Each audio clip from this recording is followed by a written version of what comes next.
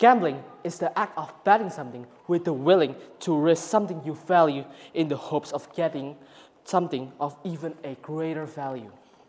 According to ABC Asia, an estimated of $30.7 billion is lost because of gambling online in Indonesia 2023. And also, the population of gamblers in Indonesia is an estimated of 4 million people. That's already a huge-sized city population.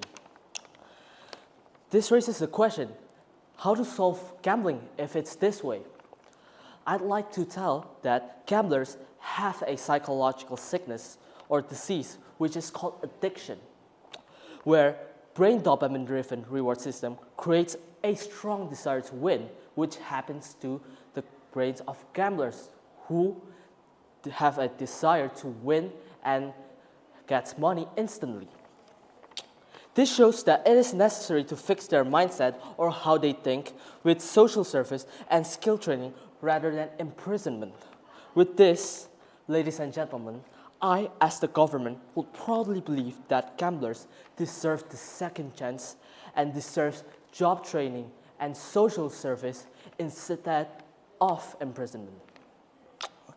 First of all, it may seem that imprisonment is necessary for punishment because gambling is illegal. However, I believe that punishment won't solve the root problem. Gambling will still exist and will still be in Indonesia and all over the world. That's why social service and skill training are essential and way effective method for reintegrating gamblers to the society. So the reasons why is it better to implement social service and skill training to gambler is first, to increase labor force. To mention before, there are at least 4 million gamblers in Indonesia. That's an alarming number.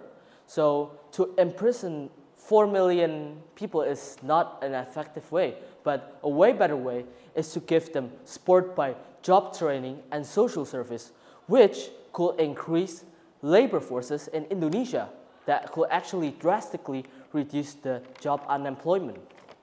Second of all, is the social service or skill training could possibly reduce recidivism or the act of repeating crime because of getting imprisonment. So, these gamblers deserve a second opportunity. They are not criminals, they are victims. That's why putting them in prisons are not an appropriate way for them to change, which could lead them back to their old paths, which is necessary to give them a job training or a social service, which is better than imprisonment. Thirdly is not every gambler is a criminal. Gamblers could have a way different life than us. They could have lived in a bad environment. They could have lived in an environment that is full of gambling. That's why we never knew what happened to them. They are the victim.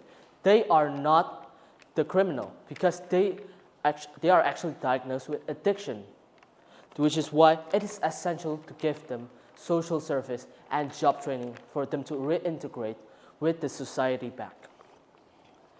This is why gamblers are just victims. They need care.